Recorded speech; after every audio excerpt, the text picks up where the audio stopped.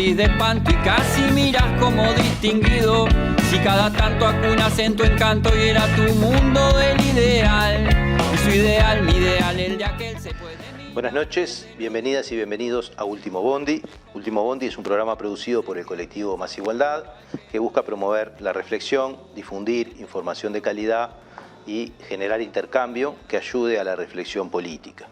En el día de hoy vamos a tocar un tema que está en agenda, que es nuestra costumbre, pero intentando darle un enfoque de largo plazo, que vaya un poco a las bases históricas del asunto, pero que también se proyecte hacia adelante como lo que es un tema que efectivamente estructura a la sociedad. Vamos a estar hablando de la seguridad social como problema político y para ello tenemos invitados, en este caso 2 invitados y una invitada que voy a pasar a presentar. Hoy nos acompaña Soledad Salvador. Soledad es economista feminista, es investigadora en temas de desigualdades de género en el mercado laboral y en el sistema de cuidados. Hugo Bay, que es economista con especialización en seguridad social, integrante del Instituto Cuesta Duarte y del equipo de representación de los trabajadores en el Banco de Previsión Social. Y Gonzalo Zunino, que es economista, doctor en economía, investigador y director de CIMBE, donde coordina el Observatorio de Seguridad Social.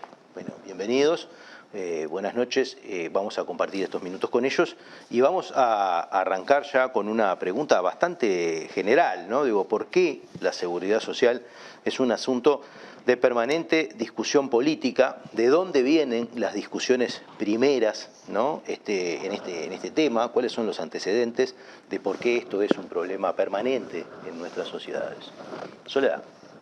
Bueno, desde la perspectiva nuestra, ¿no? Pensando la seguridad social como aquello que, se dio generar un sistema para poderle dar respuesta, ¿no? Un sistema que se estaba productivo, que se estaba industrializando y que efectivamente requería cierta estabilidad, ¿no? Asegurar ingresos para los trabajadores. Estaba todo basado en un modelo que conocemos bastante, que tiene que ver con esto de que el hombre era el que iba a la industria, a la fábrica, y las mujeres capaz que participaban del mercado laboral, pero esporádicamente, ¿no? Con un ingreso como intermitente, porque ya se sabía que en el futuro iban a dedicarse a cuidar, ¿no? A cuidar la descendencia en primer lugar y después, bueno, a los progenitores, a quien fuera. Raramente volvían al mercado laboral después de haber pasado por la maternidad, o sea, se dedicaban a la vida de los cuidados. Y de última, yo me acuerdo que allá en el 2005, cuando empezamos a hablar de esto acá en Uruguay, en el BPS, me decían, pero ¿y qué tiene que ver esto de los cuidados de trabajo no remunerado con la seguridad social? Porque la seguridad social es para el trabajo remunerado, o sea, es darle una garantía de ingresos a ese hombre del hogar, que es el que trae el sustento y, bueno, y sostiene a ese hogar. Pero bueno, en realidad sabemos que muchos cambios que se dieron, sobre todo en los 90, que las mujeres ya ingresan al mercado laboral una forma más de proyecto de vida, ¿no? Transitando lo que le llamaban en el norte la revolución silenciosa, pero que en realidad acá fue bastante, se notaba, ¿no? Que las mujeres habían cambiado y que empezaban a ingresar al mercado laboral cambiando, o sea, fue un aumento de la tasa 10 puntos porcentuales en 10 años, donde cambiaba el nivel educativo, bajaba la fecundidad, o sea, hubieron muchos cambios con eso. Y bueno, y claramente el sistema de seguridad social no estaba dando respuesta a ningún cambio de esos, ¿no? No habían licencias, por ejemplo, para extensas, ¿no? Para la paternidad, por ejemplo, recién en el 2008 hay una licencia de paternidad para que los padres cuiden a sus hijos cuando nacen. Bueno, el sistema de cuidados ni miras de hablar. Y todo recaía en las mujeres, o sea que de última las mujeres seguían haciendo ese rol de cuidadoras, pero aparte también eran proveedoras, pasaban a cumplir un doble rol y bueno, y la seguridad social quedaba por fuera, ¿no? De todo eso, no veía esos cambios, digamos. Entonces creo que un poco los conflictos que se generan desde nuestro punto de vista arrancan más bien por ahí. Perdón que te corté en el final. No. Hugo. No, sin duda. Soledad planteaba muy bien, digamos, desde una mirada particular, una serie de desafíos que enfrenta la sociedad, digamos, y los cambios que va atravesando a lo largo del tiempo, y se espera que la seguridad social brinde respuestas a raíz de eso, ¿no? Digo, si uno lo mira desde una perspectiva histórica, básicamente la sociedad, en la medida en que se ha ido modernizando, en fin, los mercados laborales, se generan diferentes tipos de riesgos a los cuales la seguridad intenta ofrecer diferentes tipos de respuestas, ¿no? Y evidentemente, primero quizá se pensó más en los orígenes, en un modelo más centrado, un poco lo que decía ella, que estaba obviamente liderado por hombres que generalmente eran los que más trabajaban, pero muy centrado en lo que era la contributividad, digamos, en el sentido de generar derechos a partir de las contribuciones, ¿verdad? Esa era un poco la lógica, el modelo más bismarckiano, ¿no? Donde uno, bueno, contribuye una parte de su salario, tanto el trabajador como el empleador, a los efectos de cubrir un conjunto de riesgos, como por ejemplo desempleo, enfermedad, en fin, y ni que hablar las prestaciones en la etapa de vejez, ¿no? Donde la persona no tiene capacidad supuestamente para generarse ingresos propios y por lo tanto, bueno, el sistema de seguridad social lo cubre a través de una jubilación y pensión.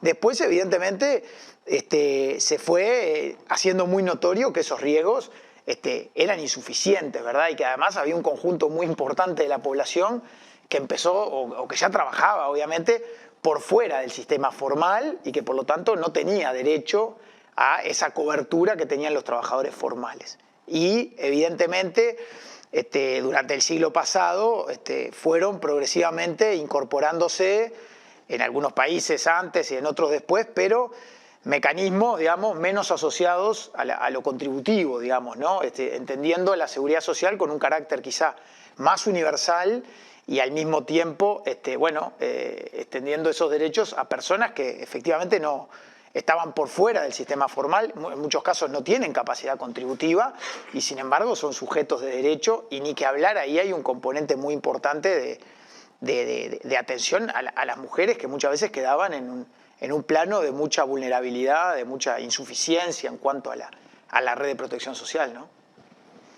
Gonzalo.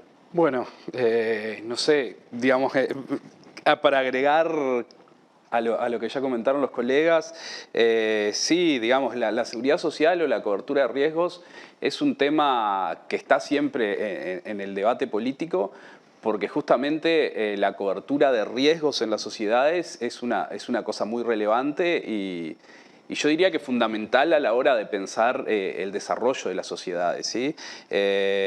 Si pensáramos muy, digamos, incluso nos remontamos al inicio de los tiempos y decimos, bueno, la agricultura surge para evitar algunas aleatoriedades que tenían la caza, la recolección de frutos silvestres, ¿no? Entonces, las sociedades siempre han tratado de empezar a cubrirse de riesgos de sequía, riesgos climáticos, riesgos de vejez, riesgos de enfermedad. Las sociedades antiguas también tenían unas suertes de estrategias para cobertura, en el caso de los hijos de soldados que morían. Es decir, casi todas las sociedades, si pensamos incluso en las sociedades más antiguas, buscaban ciertas coberturas de riesgo, pensando que esas coberturas de riesgo en el fondo son fundamentales para que tengamos una vida más tranquila y un desarrollo, digamos, y las sociedades puedan progresar. Y ya en el sistema capitalista, digamos, después de la primera revolución industrial, se evidenciaron que los trabajadores tenían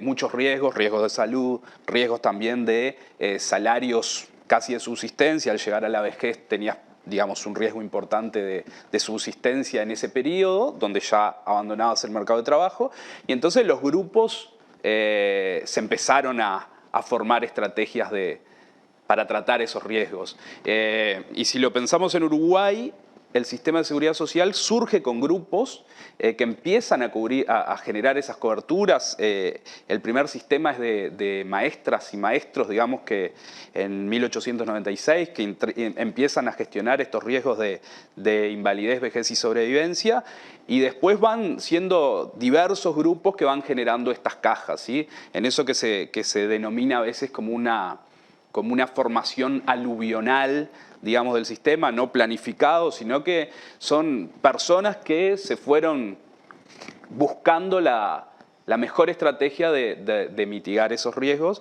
que, como decía, la mitigación de riesgos es como fundamental o como natural en la estrategia de sobrevivencia de las sociedades y por eso siempre está en la discusión la seguridad social. Ahora, escuchándolos un poco y pensando en el debate actual, ¿no? Como quien dice, por lo menos se me ocurren dos cosas que han venido a complicar la ecuación primera, ¿no?, de aquel sistema bismarckiano de seguridad social, bismarckiano en alusión a Bismarck, ¿no?, pensador y político europeo del siglo XIX, que de una manera u otra estableció los pilares, ¿no?, del pensamiento en esto, basado mucho en esta idea del trabajador y la seguridad del trabajador, ¿no? Pero bueno, hablamos después de un proceso demográfico, ¿no?, secular y universal, que ha venido a complicar las cuentas en cierto sentido, y del reconocimiento de derechos, ¿no?, de determinados sectores de la sociedad no contempladas en ese primer sistema, ¿no?, ya sea por sus razones de formalidad, por razones de parentesco, por razones de cuidado y por distintos aspectos.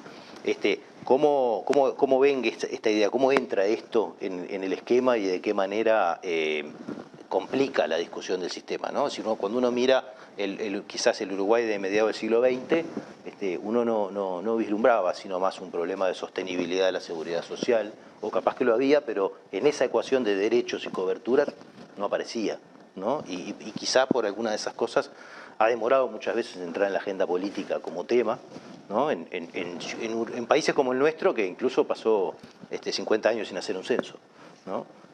Pero bueno, ¿cómo irrumpe esto hoy? Y bueno, el tema demográfico, claramente, o sea, Uruguay, como se dice, tiene una transición demográfica similar a los países del primer mundo, más allá de que seguimos, ¿no?, siendo subdesarrollados y con bajos ingresos, etcétera. Yo creo que por eso ahí el punto importante tiene que ver con esto, porque cuando uno mira generalmente dice, bueno, hay una proporción importante de informales, por decirlo, ¿no?, de población que no está haciendo cobertura y que es difícilmente que la puedan hacer, porque son, yo que sé, todo esto que siempre se nombran ahora, ¿no?, todo lo que le llaman los colaboradores, ¿no?, ya no son ni trabajadores dependientes, son colaboradores de plataformas que están en el exterior y, bueno, y tienen un autoempleo. A esa persona como que casi que pedirle una contribución ya está medio, capaz que, no de última debería ser el foco de esto, ¿no? El foco para mí debería estar más pensado en capaz que en la población inactiva o la población que está hoy trabajando en forma informal en ese sector, por ejemplo, los cuidados, que los cuidados tenés la ventaja de que si vos desarrollás servicios de cuidado, atendés a esa población que se está envejeciendo, ¿no?, que requiere cuidado y que genera una presión sobre la familia para cuidar. O sea, cualquiera que le haya pasado de tener padres, madres, familiares en situación de dependencia, durante un tránsito largo de tiempo, sabe que seguramente pierdas ingresos, tengas que salirte del mercado laboral, o sea, esto me acuerdo que en el PCNT lo planteaban bastante, y después el hecho de que quienes están ejerciendo esos cuidados lo están haciendo en condiciones de informalidad porque las familias que contratan no pueden pagar, o sea, todos los beneficios, ¿no? Estarán aquellos que, bueno, buscan esquivar las normas como siempre, pero una gran proporción trabajan así porque saben que no hay opción. Entonces vos en ese tipo de relaciones podés incidir como Estado, porque si vos generás, ¿no?, más servicios e invertís en esos servicios que son los que van a permitir tener un empleo de mayor calidad para quienes lo están haciendo hoy en forma informal y a su vez le estás generando mejor calidad de vida y mejor desarrollo a los niños y a las personas en situación de dependencia, que acá es no solo por envejecimiento, también por discapacidad, personas en situación de dependencia que hoy no están pudiendo salir al mercado laboral porque no tienen quien los acompañe. Bueno, yo creo que una apuesta tendría que estar más centrada en eso, más allá de que es verdad de que está cambiando el modelo de trabajo y que claramente el trabajador dependiente va a ir quedando relegado, pero para atender el problema demográfico, a su vez, para que no siga cayendo la tasa de fecundidad, que es un problema para el sistema de seguridad social, ¿no?, porque tenés 200.000 mujeres en forma inactiva y a su vez cada vez te vas a tener menos niños, bueno, probablemente vas a tener un problema mayor hacia el futuro, ¿no?, que es un poco lo que nos está pasando. Hugo. Sí, sin duda el tema demográfico es quizá uno de los factores más relevantes en toda esta discusión, digamos. Básicamente uno identifica dos procesos, es decir, un poco lo que decíamos al principio, el tema del modelo de seguridad social más contributivo, donde ahí, bueno, muy centrado en esta idea de la solidaridad intergeneracional, es decir, ¿qué significa? Básicamente que los actuales cotizantes, bueno, a través de sus aportes a la seguridad social, financian las prestaciones para los mayores, ¿verdad?, la población dependiente, bajo el contrato social, llamémosle, de que, bueno, cuando ellos envejezcan van a venir otros a financiar las suyas, ¿verdad? Entonces, por eso se habla de solidaridad intergeneracional, ¿verdad? Y naturalmente, esos sistemas centrados en eso bueno, yo diría de que evidentemente requieren adecuaciones a partir del cambio demográfico. Es decir, ¿qué hablamos cuando hablamos del cambio demográfico? Básicamente el envejecimiento poblacional asociado al aumento de la expectativa de vida, es decir, la longevidad, algo que todos conocemos, que es muy relevante reconocer que no se distribuye igual entre toda la población, es decir, esas mejoras en la expectativa de vida no son parejas, no nos llegan a todos de la misma manera. Ese es un elemento a tener en cuenta al momento de discutir cambios en los sistemas. Pero también a esto que se planteaba de la reducción de la natalidad, digamos, la menor cantidad de niños que nacen en nuestro país, que se ha acentuado además en los últimos años. Y bueno, todo eso va provocando que cada vez la proporción de adultos mayores a los que hay que brindar cobertura es relativamente mayor. Entonces eso implica un desafío desde el punto de vista de aquella solidaridad intergeneracional donde quizá en algún momento estaba planteada, donde un muy alto porcentaje de activos financiaba una proporción relativamente acotada de pasivos. Cuando uno mira las proyecciones demográficas hoy que nos aportan los demógrafos, bueno, evidentemente nos enfrentamos a un escenario donde ya las proporciones no son tan distintas, es decir, la proporción de activos se va manteniendo estable y la proporción de adultos mayores va creciendo de manera importante con el paso de las décadas y por lo tanto esos sistemas se tensionan desde el punto de vista financiero, es decir, creo que no hay que vivirlo como un drama, el envejecimiento poblacional basado en esas dos características que yo planteaba responde a cuestiones que yo entiendo que son saludables, es decir, el aumento de la longevidad por un lado habla de un estadio de desarrollo, digamos, mejor, y por otro lado el tema de los nacimientos yo creo que también mirado desde el punto de vista del derecho de la mujer a elegir cuándo tener esos hijos, en fin, y los derechos asociados a lo reproductivo, yo creo que y también la disminución del embarazo adolescente, en fin, una cantidad de aspectos que quizá era necesario que el país avanzara, también creo que son una buena noticia en algún sentido, pero naturalmente tensiona un poco esto que decías tú, de esa ecuación que quizá en algún momento, hace ya unas cuantas décadas, podíamos pensar que pudiera ser sostenible a lo largo del tiempo. Nos fuimos de tiempo, nos tenemos que ir, volvemos en el segundo bloque, vamos a volver con Gonzalo para seguir con este tema y estas cosas que tú ya empezaste a colocar del pacto social, de la colaboración o del proceso de acumulación intergeneracional, ¿no? Y esas cosas que empiezan a entrar en crisis en sociedades que pasaron de tener 3, 4 activos por cada pasivo a sociedades que van camino a tener, no sé si pelo a pelo, pero poca diferencia, ¿no? O sea que hay una revolución gigantesca a nivel de las sociedades que justifica esta discusión y que hay que plantearla, ¿no? Y por eso vamos a estar hablando de modelos, de distintos modelos de seguridad social que están planteados en el mundo. Volvemos en un minuto en el segundo bloque de Último Bondi.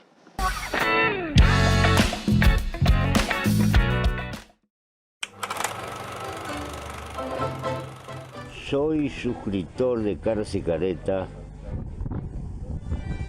porque necesito periodismo comprometido, independiente. Te pido que en lo posible te hagas suscriptor, porque hay que luchar contra el blindaje periodístico que existe en nuestro país y que termina pulverizando la libertad de prensa. Gracias y hasta siempre.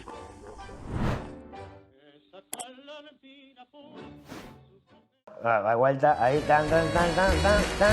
Es un honor formar parte de Caras y Caretas TV, donde hay lugar para todo tipo de contenido y también para el humor. ¡Sumate!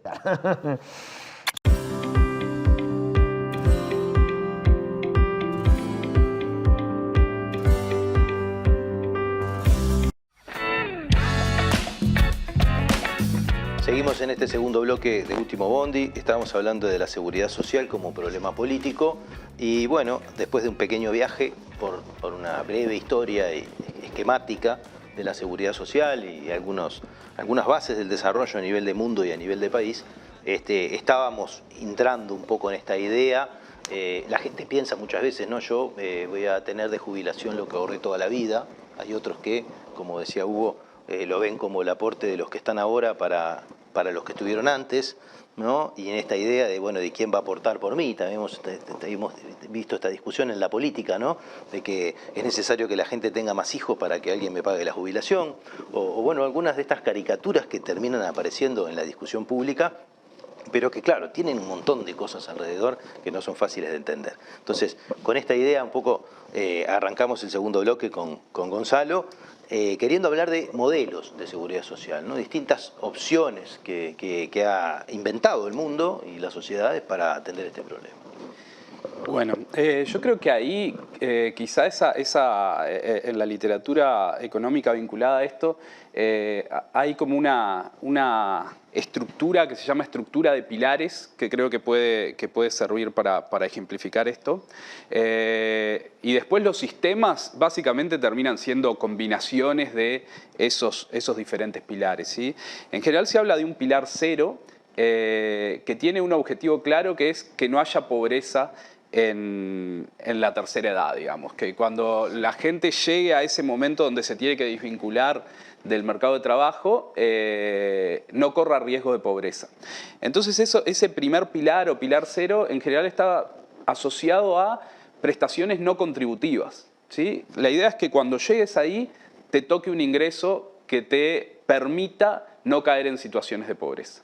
Entonces, un esquema basado en un pilar cero fuerte es un esquema donde las contribuciones de repente tienen menos relevancia y esa prestación, decíamos, no está asociada a contribuciones previas. El esquema de financiamiento para ese pilar cero tiene que salir de rentas generales. Eso estamos hablando, por ejemplo, en Uruguay sería la pensión a la vejez. En Uruguay lo más parecido a un pilar cero es la pensión a la vejez. No es un pilar cero estricto de literatura, porque no solo por el hecho de llegar a una determinada edad te toca la prestación, digamos, sino que está restringida a determinados umbrales de ingresos. No te toca siempre, pero digamos sería algo muy similar a esta idea de pilar cero.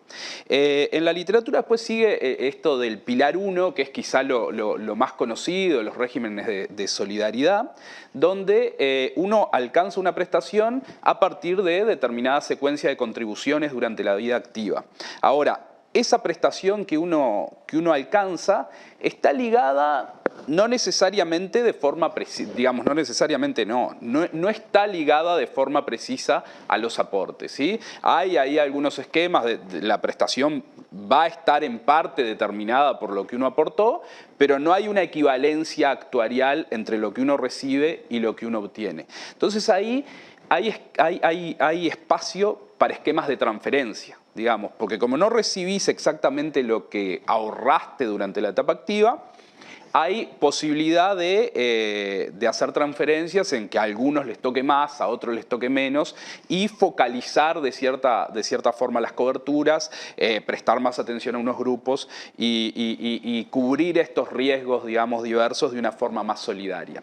El tercer pilar es el de ahorro individual, básicamente en AFAPs, en lo que sería el caso uruguayo, ¿sí? Pero podría administrarla el sector público. Un esquema parecido a lo de ahorro individual es lo de cuentas nocionales, donde los aportantes van cotizando y se les va llevando como una cuenta individual a cada uno de ellos para después calcularle la jubilación. Entonces, en este tipo de esquemas, sí, la prestación al momento del retiro está totalmente ligada a lo que uno fue aportando durante la etapa activa. Y bueno, y después la literatura habla de un tercer pilar o pilar 3, digamos, de ahorro voluntario y esquemas flexibles, no necesariamente obligatorios.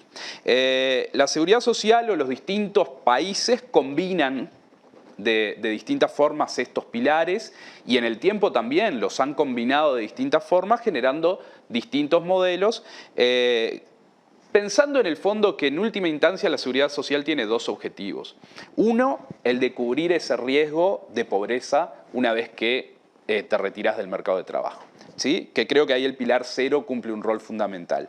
Y el otro es el de suavizar tu trayectoria de ingresos y tu trayectoria de consumos. En economía es como un resultado frecuente que los individuos logramos optimizar nuestra felicidad o nuestra utilidad, sí tenemos una trayectoria relativamente plana en nuestro nivel de consumo. Y ahí lo que haría el sistema de una manera u otra es imponerte un ahorro durante tu vida activa para dártelo después cuando tú te retires. Exactamente. A eso se le llama la suavización, ¿no? A eso es lo que te permite suavizar, que podría ser con transferencias, No te gastes vía todo esquema de ahora, guarda solidaridad. una parte que la vas a consumir después cuando seas viejo. Exactamente. Pero si yo no te obligo a ahorrarla, capaz que no lo haces. Capaz que no lo haces, o capaz que no tenés los instrumentos suficientes. Es decir, capaz que yo quisiera ahorrar y decir, no me gusta, pero ¿dónde ahorro? ¿Dónde lo hago? ¿Hay economías de escala en ese ahorro? Digamos, la SAFAP o EPS, hay gente que está administrando ese ahorro y que lo hace de forma profesional. Capaz que si yo lo hiciera de forma individual, no tendría esa capacidad de escala digamos, tendría otros problemas, más allá de la miopía de corto plazo, que obviamente es uno de los factores fundamentales para que el Estado tome cartas en el asunto y no deje o no permita que al final de la vida la gente caiga en situación de pobreza. Hugo. Sí, agregar a lo que dice Gonzalo con mucha claridad, creo que es una buena forma de entrarle a esa pregunta tan compleja. En primer lugar, mencionar dos funciones adicionales. Creo que él mencionaba las centrales, pero otra función importante de los sistemas en sí mismos es, bueno, a través de lo que él decía justamente, el tema de las transferencias y que esto permite elegir a qué sectores poder subsidiar más que a otros, en fin. Ahí en Uruguay evidentemente tenemos problemas, ¿no? Quizá uno de los sistemas más generosos que tenemos sea el de la caja militar, donde habría que discutir si realmente, por escándalo además, ¿no? Entonces, tal vez no tenemos bien focalizado, por así decirlo, dónde tienen que ir las transferencias en función del ingreso y la trayectoria de las personas. Entonces, los sistemas tienen la función también de redistribuir ingresos, ¿no? Es decir, además de aliviar situaciones de pobreza, son mecanismos redistributivos. Por ejemplo, todo el tema de la mujer, y lo puede explicar mucho mejor que yo Soledad, pero en última instancia, esas mujeres que producto de una realidad en el mundo laboral y en las sociedades en las que vivimos, terminan contribuyendo menos a los sistemas, es decir, quizá trabajando más que los hombres, si consideramos el trabajo no remunerado y otro conjunto de cuestiones, pero contribuyendo menos, y como en muchos casos los derechos están asociados fuertemente a lo que cada uno contribuye, justamente es necesario redistribuir y focalizar subsidios allí donde personas que están centradas en lo que es la reproducción de la vida y de la sociedad en sí misma no queden desamparadas o en situación de vulnerabilidad en etapas de dependencia a lo largo de su vida. Y otra de las funciones clave también, que está asociada a esta idea que decía Gonzalo, vamos a decir, de distribuir de forma más pareja el consumo a lo largo de la vida, también es el tema del aseguramiento, en el sentido de que yo tampoco, una vez que me voy a jubilar, no sé cuánto voy a sobrevivir, digamos, ¿no? Yo llego a los 60, 60 y pico de años y capaz que algunos duramos poco y otros viven hasta los 100 y pico, entonces eso nadie lo sabe. Es decir, si cada uno ahorrara individualmente, tendríamos un problema en el sentido de que cuánto tendría que ahorrar si no sé cuánto voy a vivir. Bueno, colectivamente podemos de alguna manera redistribuir ese riesgo de longevidad, donde en última instancia nadie sabe cuánto va a vivir, pero el sistema de alguna manera tiene que garantizar ingresos adecuados para todos, ¿verdad? Y también para aquellos que viven por encima, digamos, del nivel promedio, llamémosle, de expectativa de vida, y que obviamente tienen que seguir manteniendo un nivel de bienestar razonable. Entonces también ahí la función de aseguramiento es clave dentro de los sistemas jubilatorios en particular y de pensión. Ahora, hay un tema que mencionabas vos en el Pilar 2, como quien dice, en la existencia de Pilar 2, ¿no? que tampoco es, que es novedosa desde el punto de vista de la longevidad de los sistemas, ¿no? Es decir, es el último pilar que se construyó, por decirlo de alguna manera, en relación al de solidaridad, ¿no? Y que de una manera u otra habrá distintas justificaciones de su existencia, pero enuncia también que hay necesidad de acumular aparte y poner a trabajar recursos en inversiones que renten para ayudar a sostener sistemas Y no voy a la discusión esencial si eso es necesario o no, si puede hacerse de esa manera o no, sino a la discusión sobre que como que parecería un consenso práctico de que las generaciones actuales ya no sostienen a las generaciones futuras, o que las generaciones futuras no van a sostener a las generaciones actuales sin algún tipo de apoyo que ayude a pagar eso que se va a requerir, ¿no? O sea, ¿por qué voy a esto? Voy a esto porque me parece que la gran discusión en el fondo de esto termina siendo la sostenibilidad de los sistemas, ¿no? Y en qué medida es posible pensar los sistemas como algo aislado, como quien dice, ¿no? Desvinculado de impuestos, desvinculado de otros instrumentos de redistribución. Porque este Pilar 2 se inventó para algo, de una manera u otra, para atender un poco esta situación. También se complementa con impuestos, no sé si en todos los lugares del mundo, pero claramente en Uruguay. Y a veces me parece a mí que la discusión sobre la seguridad social parecería plantearse en un imaginario deseable de que no fuera así. Y yo mirando la ecuación demográfica digo, eso es imposible, o es posible pensar en esa idea. Y estoy dejando todo lo que va a decir Soledad fuera, ¿no? Porque estamos hablando de previsión social y no de seguridad social, ¿no? Pero hacemos un resumen pequeño. Breve. Sí, yo comparto plenamente que allí creo que justamente los regímenes de capitalización, digamos, o los pilares de ahorro, sirven, desde mi punto de vista, la función esencial es atender la cuestión demográfica, es decir, darle sostenibilidad, es decir, en un sentido de atender la equidad intergeneracional. ¿Qué quiere decir esto?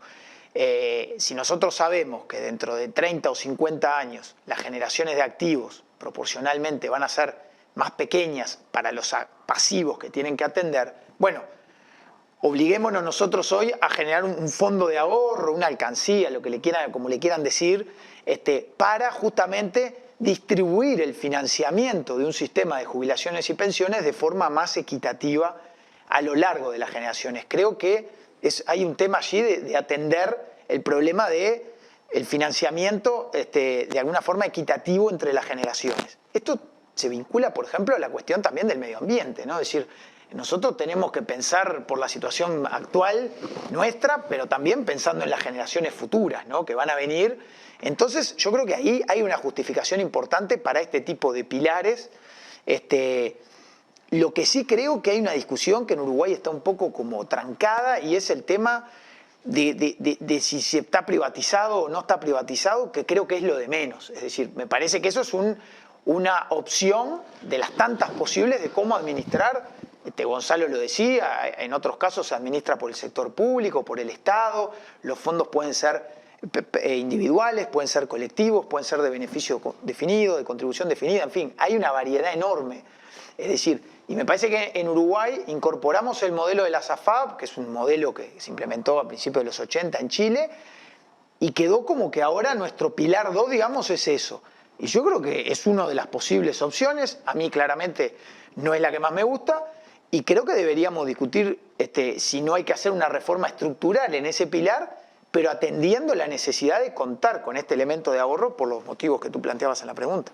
Soledad, ¿cómo hacemos entre seguridad y previsión? Porque nos faltaron capítulos para meter adentro del gasto. No, escuchando un poco también lo que hablaban Gonzalo y Hugo, me venía también a la mente esta cuestión que se da, bueno, en el caso de las mujeres, sobre todo las mujeres cuando llegan a la edad de jubilarse, como decías tú, por más que hayan capaz que trabajado, ¿no? O los niveles educativos también se hayan formado para trabajar, porque a veces también se cree que, bueno, capaz que a cada uno le toca lo que contribuyó, ¿no? En realidad las mujeres están muchas veces más formadas, tienen brecha salarial y eso después no se va a ver reflejado obviamente en sus aportes, o esto que decíamos hoy de la informalidad, ¿no? La sobrecarga del trabajo de cuidado la lleva a tener empleos informales que les permiten conciliar mejor y bueno, dado la ley de servicio doméstico hubieron cambios, ¿no? En esos datos, pero siguen teniendo niveles de informalidad altos y mucho más en el sector de los cuidados. Entonces, Claro, esas mujeres todavía siguen siendo pasivas solo de una pensión y ahí creo que el problema, por más que es verdad que el argumento de este nivel cero, que desde entrada cuando se empezó a hablar de la reforma eso se ponía como muy al tapete, bueno, con esto sí vamos a resolver estos problemas de las mujeres que no pueden aportar o que llegan con aportes muy reducidos, pero efectivamente sigues dejándolas, ¿no?, como subsumidas a esa idea de que, bueno, van a ser siempre pasivas de pensiones porque ellas no tienen la capacidad de, o sea, Está como pendiente que, de la pobreza, pero no de la desigualdad.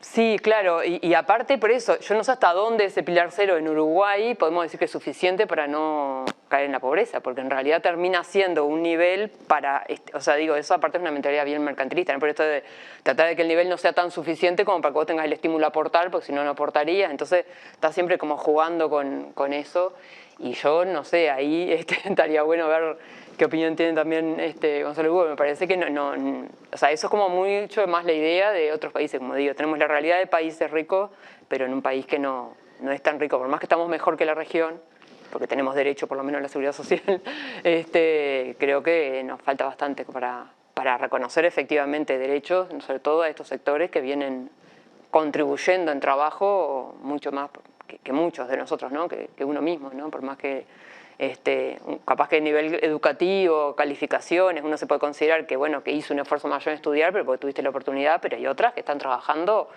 mucho más duro desde mucho antes y llega, bueno, a veces capaz que ni llegan, ¿no?, a la edad esa de jubilarse, bueno, menos aún si le suben la edad. Entonces creo que son todas cosas que a veces faltan que estén efectivamente en el debate de la seguridad social. Le tocaría a Gonzalo, pero lo vamos a pasar para el tercer bloque, porque además vamos a entrar en la discusión de economía política de esto, que tiene un poco que ver con esta idea de por dónde va esta discusión y qué cosas han quedado afuera de las discusiones de seguridad social, ¿no? Y bueno, creo que hay algunos capítulos más para agregar. O sea que volvemos en un minuto en el tercer bloque de Último Bondi para seguir hablando de seguridad social como problema político.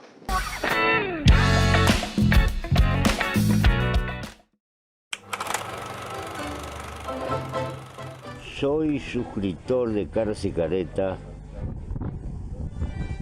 porque necesito periodismo comprometido, independiente. Te pido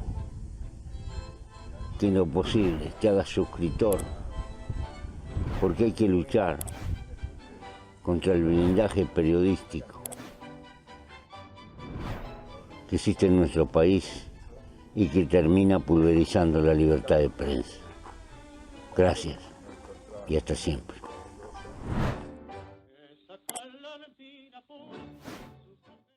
Vuelta, ahí, tan.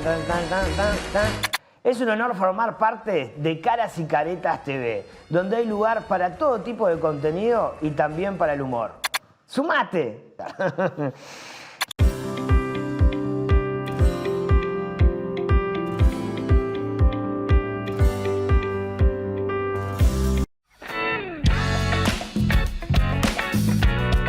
Seguimos en este tercer bloque de Último Bondi, estábamos hablando de seguridad social como problema político. Recorrimos un poco los modelos, vimos un poco la historia, quedan un montón de debates pendientes. Estábamos abordando esta idea de que en el fondo la sociedad actual, dado el cambio demográfico, tiene que ahorrar y tiene que buscar formas de capitalizar para atender problemas futuros que, como bien decía Hugo, en realidad hoy los estamos hablando desde el punto de vista del ingreso, pero se podrían extender a otro tipo de cuestiones y de bienes y accesos de las futuras generaciones, ¿no? Pero también nos quedaban ahí y nos quedan algunos tópicos que muchas veces se caen de la discusión de la seguridad social porque nos centramos en la previsión social y no en otros aspectos que involucran además parte de la agenda pendiente de derechos, ¿no? En el reconocimiento de un montón de trabajo humano que se precisa hacer para sostener las sociedades y que sigue muchas veces invisible. Pero bueno, le tocaba opinar a Gonzalo, así que le pasamos la pelota. ¿Sigo con esto o ya me...? Seguí por donde tú quieras. Bueno, no, totalmente de acuerdo y digamos, Soledad dejó pendiente esto del pilar cero, que además no se toca básicamente en la reforma actual, ¿no?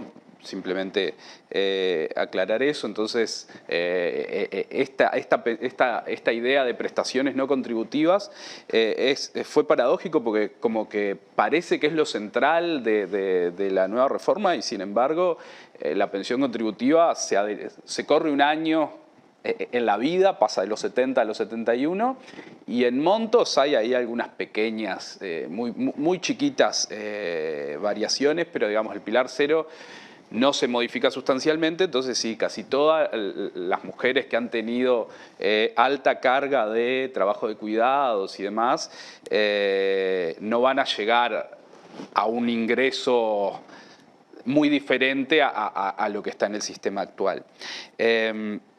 Bueno, obviamente cuando hablábamos de esto del Pilar 2, si seguíamos con eso, yo creo que otro de los motivos que tuvo la inserción del Pilar 2 fue el de evitar algunos también miopías, pero no individuales, sino de sistemas, que era esa idea de dar recursos muy generosos a las jubilaciones mientras las pirámides poblacionales eran muy jóvenes. Entonces, mientras había mucho recurso de cotizaciones, siempre, y esto pasó en todo el mundo, casi todos los sistemas tenían incentivos a dar prestaciones donde había un desajuste muy marcado entre lo que se recibía en la etapa final y lo que habías aportado durante la etapa activa. Cuando la pirámide poblacional empieza a estar más prismática, por así decirlo, esa generosidad empieza a ser muy costosa o muy difícil de solventar y obviamente esta idea de la capitalización que fuerza a que lo que uno recibe esté ligado a lo que uno aportó, disciplina en cierta forma esa estructura, ¿no? También podría ser una cuestión ideológica de que el riesgo, digamos, estos riesgos que hablábamos tienen que resolverse más de manera individual y no tanto de forma colectiva. Entonces siempre ahí hay muchos elementos jugando atrás de por qué aparecieron o se fueron creando estos nuevos pilares. Y bueno, y si ya me meto en lo último, sí. Yo creo que las dificultades que se generan a la hora de elegir un modelo muchas veces están dadas porque la resolución del mejor modelo no es un problema técnico, es un problema que involucra también preferencias de los ciudadanos, digamos, y preferencias e ideología, esta idea de si los riesgos tienen que estar más cubiertos de forma colectiva, de forma solidaria o individual, habrá matices de posición. Las prestaciones o la cuantía de las prestaciones, en Uruguay el sistema de pensiones ocupa casi un tercio del gasto público. Entonces estamos hablando de un elemento central en lo que se refiere al tamaño del estado de bienestar. Y ahí también hay muchas diferencias en los partidos políticos, pero en los ciudadanos, en cuál es el tamaño de bienestar del estado de bienestar que queremos y cómo lo financiamos. Y entonces, obviamente, cuando llega el momento de discutir esto, hay diferentes opiniones, porque no todo el mundo está de acuerdo, como decía, en cuál es el tamaño de bienestar que queremos y cómo se deberían cubrir esos riesgos, si de forma más colectiva o más de forma individual. Y uno tiende a veces a pensar o a escuchar como que la discusión es, todos saben que hay que hacer esto y ¿por qué no lo hacen? ¿Por qué los políticos no se ponen de acuerdo y lo hacen de una vez? Bueno, porque es más complejo que eso, digamos. No hay una solución técnica que sería, acá nos ponemos, hacemos las cuentas y decimos, esta es el sistema que hay que tener. Hay matices de preferencias y cuando llega el momento de la discusión, por más que todo el mundo esté más o menos de acuerdo que hay que reformar, después la reforma que cada uno quiere no es la misma y es natural que sea así.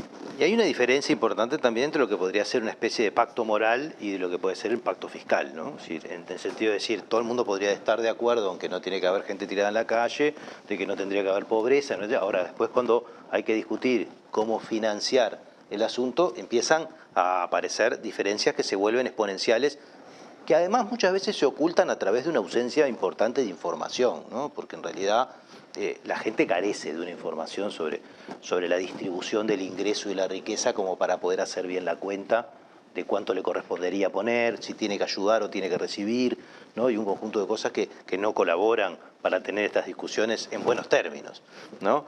Ahora, acá creo que hay una pregunta que para mí también subyace en toda la discusión política, que es, ¿se puede pensar en un país como el nuestro una seguridad social no asistida desde el sistema, desde rentas generales?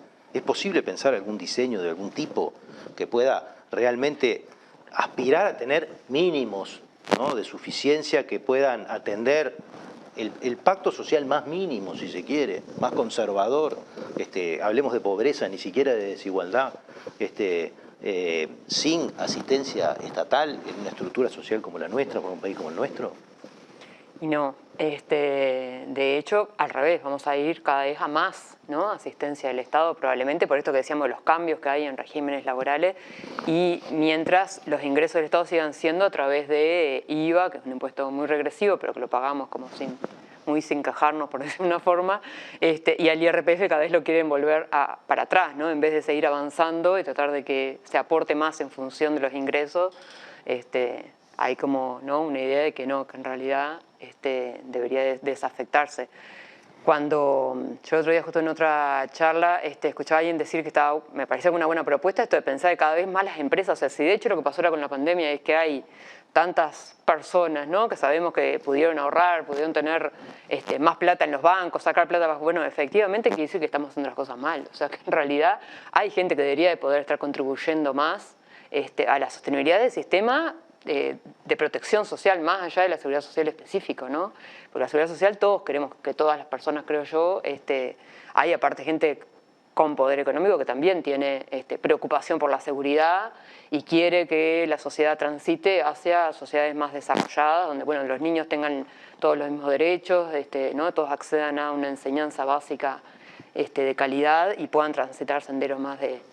Entonces yo creo que hay que no ser tan achicado, capaz que ahí, en todo lo que tiene que ver, yo qué sé, en el mundo se habla de, bueno, ponerle impuestos, ¿no?, al movimiento de capitales. Esto acá en Uruguay se dice que es muy chico el mercado para eso, pero bueno, claramente igual uno hacia afuera debería pregonar por cosas de ese tipo, ¿no?, de que efectivamente uno tiene que pensar que la forma de financiar la seguridad social no va a ser a través del aporte contributivo, porque de hecho ya por sí nos quejamos más, ¿no?, en América Latina, y aportamos bastante menos que en Europa, ¿no?, de lo que contribuyen cada persona a sostener, ¿no?, el sistema impositivo es mucho más alto. Entonces, pues sí, claro, a veces decimos, claro, no estamos ¿no?, en Finlandia o en Noruega o en Suecia, sí, pero también lo que aportan en esos países son porcentajes elevados. Entonces yo creo que sí, va a ser cada vez más, hay que ir a esto de que, bueno, se recauda de los que más tienen y se da a los que más lo necesitan, y de eso cada uno podrá después diferenciarse pagando un servicio privado si quiere, porque,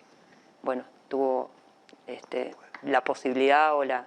Por eso también hay que desarrollar estos sistemas de cuidado, porque en realidad vos tendrías que darle garantías a todos de que vayan a escuelas de tiempo completo. O sea, no lo van a hacer hoy y ni necesariamente implica institucionalizar 8 horas a los gurises, pero sí ir a sistemas donde vos des más posibilidades de que las personas desarrollen, porque la creatividad hoy por hoy, o sea, ingresar al mundo laboral tampoco es el de antes, ¿no? Aquel del fin del trabajo nunca existió, porque en realidad no es la jornada de 8 horas en una fábrica que se instala en Uruguay.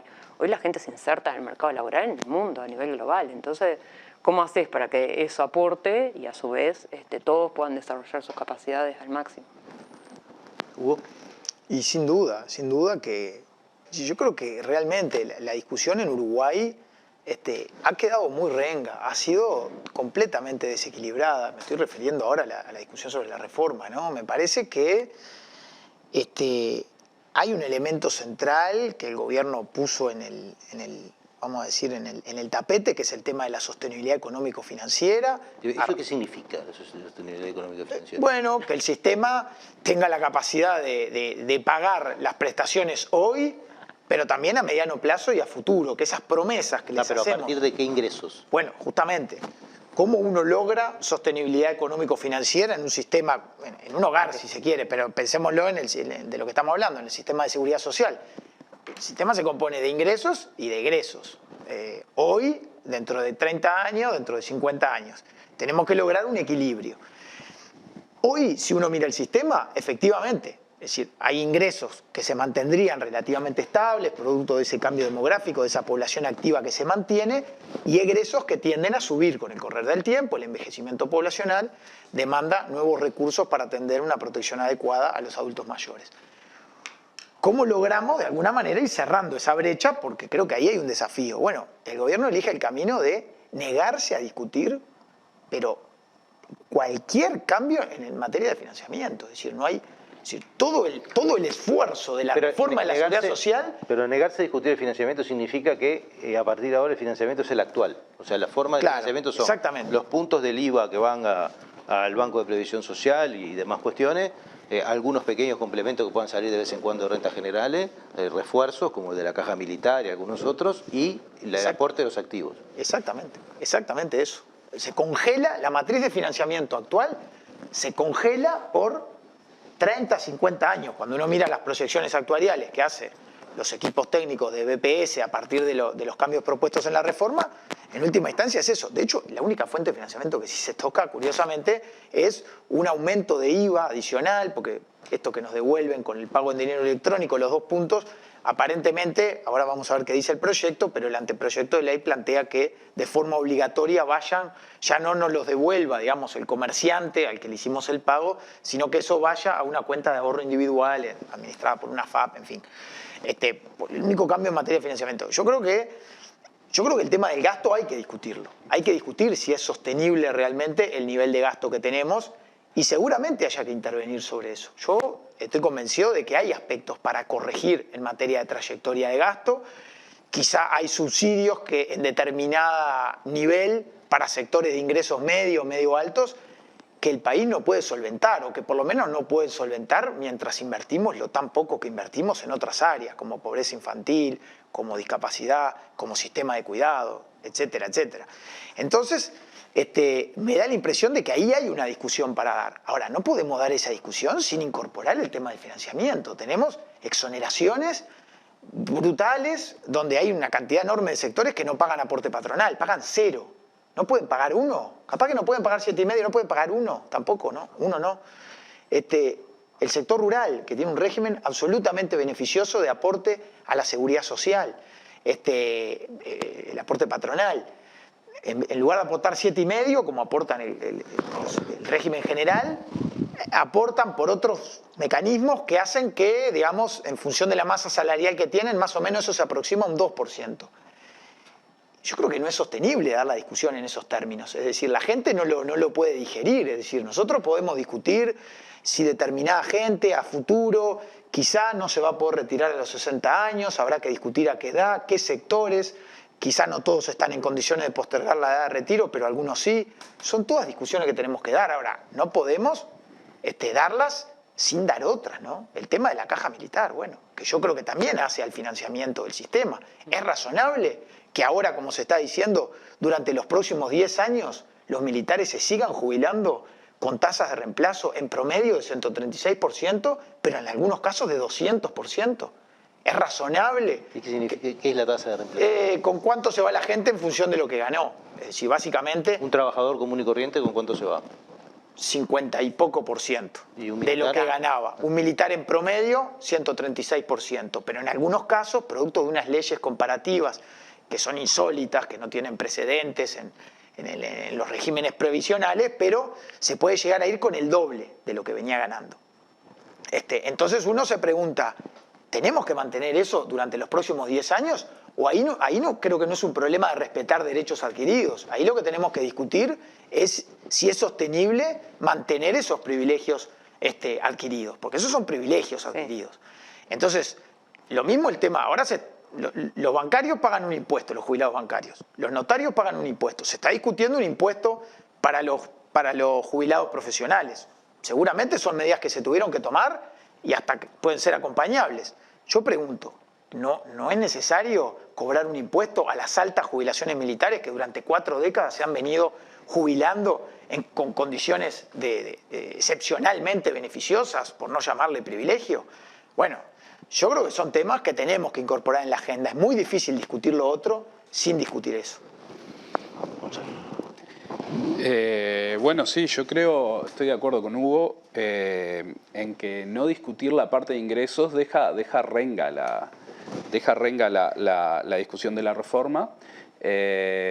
Si bien también digamos, ya lo he comentado en varios lugares, que creo que hay un problema con el gasto. O sea, no me parece mal tratar de amortiguar la trayectoria del gasto en pensiones,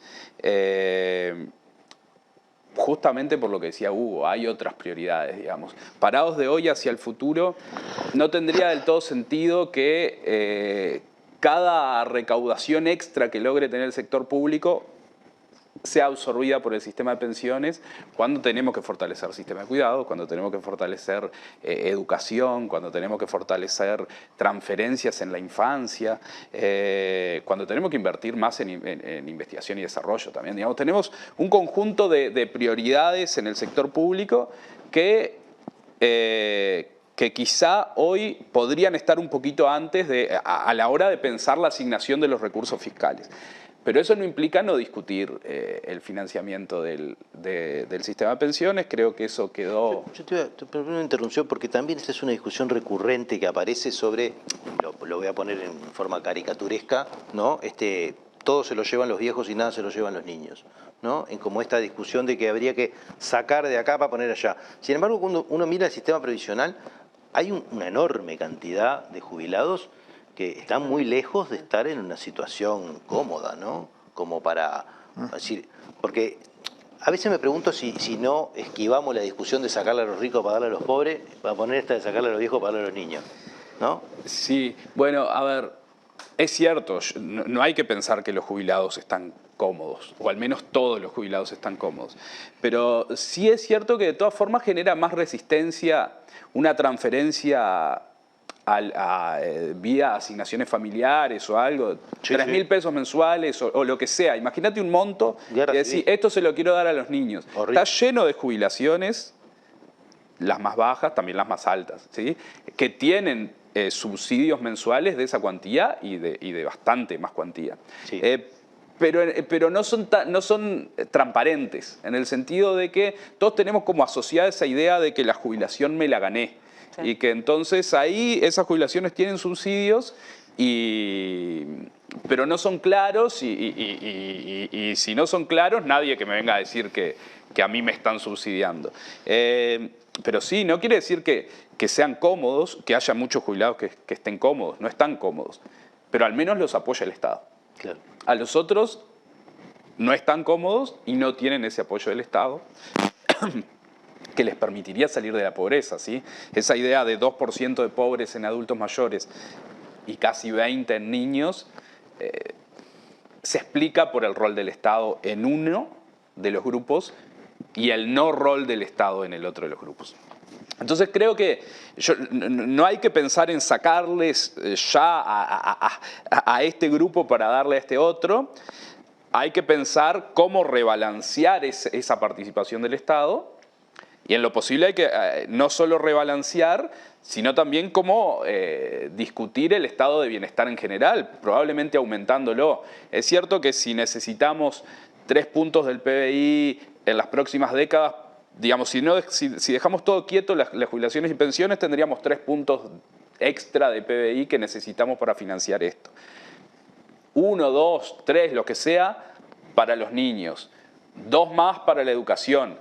No, podemos hacer crecer el estado de bienestar, pero hay que ser conscientes, lo que decías hoy, que todos podemos querer eso, pero después cuando llega la hora de la verdad, si el asunto es aumentar la presión fiscal 10 puntos, la sociedad no lo va a querer.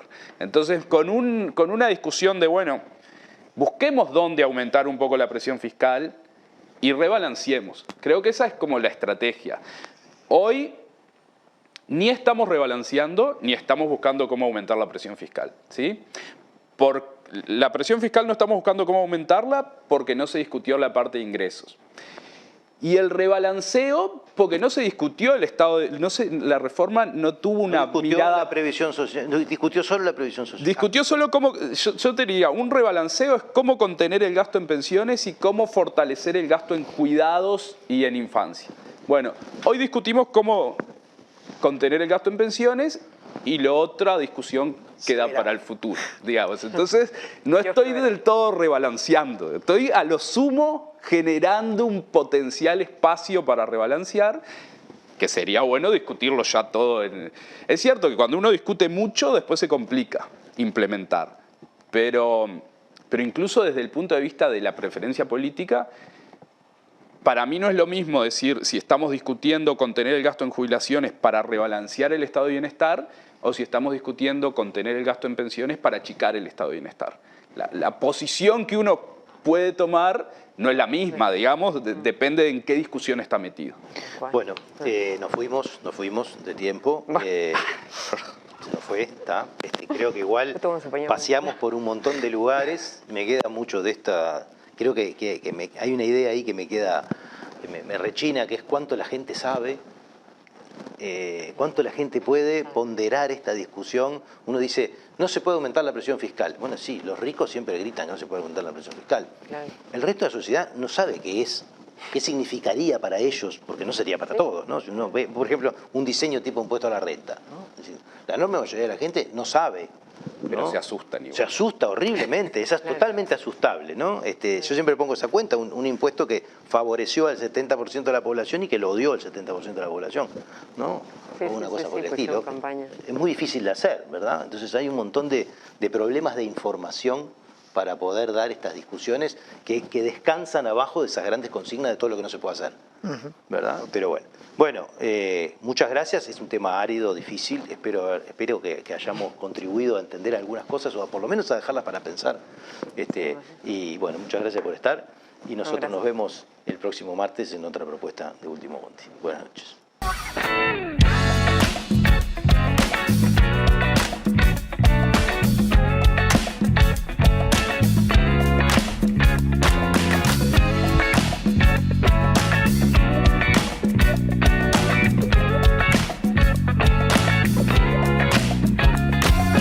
Tanto te morís de espanto y casi miras como distinguido. Si cada tanto acunas en tu encanto y era tu mundo del ideal. Y su ideal, mi ideal, el de aquel se puede mirar desde lo distinto. Si por las noches compartís el tinto con ese que piensas.